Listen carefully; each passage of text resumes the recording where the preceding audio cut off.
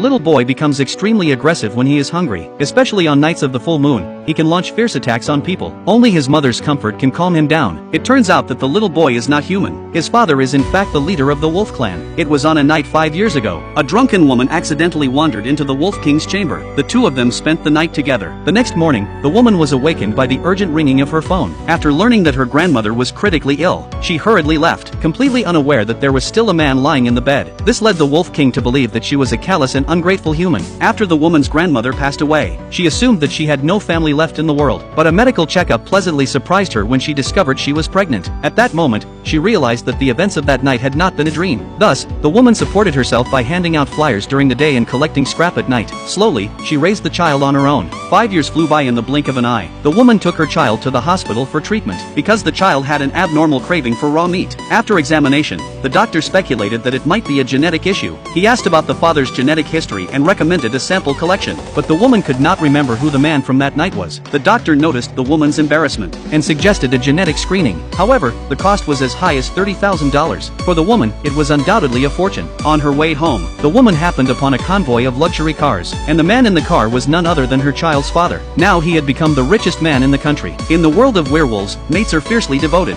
and he could not forget the woman from that night. Yet her perceived coldness and ungratefulness filled him with resentment. Coincidentally, tonight was a full moon. It was also the time when werewolves are most likely to lose their sanity. To prevent his people from harming humans, he arranged a grand banquet in the evening to restrain them. That day, the woman comes to cook for the richest man's party instead of the host. The woman thought this might raise funds for her son's examination. When she arrived at the estate, the butler informed her that human women were not welcome there. The woman was instantly curious. She asked, "Aren't you human women as well?" Just as the butler was about to explain that they were wolves, the Wolf King happened to return to the estate. He recognized her at a glance as the woman from that night. He grabbed the woman's hand excitedly, and noticed that she wasn't wearing a wedding ring. A secret joy swelled in his heart, but the woman only worried about whether she would be chosen as the banquet's head chef. She did not remember the man before her at all. The Wolf King immediately grew angry. At that moment, the butler asked if they should drive the woman away. The assistant said that since the Wolf King had not told her to leave, she should stay. That night, the woman discovered that the fridge was stocked with her son's favorite foods. After dinner, she mustered the courage to make a request of the man,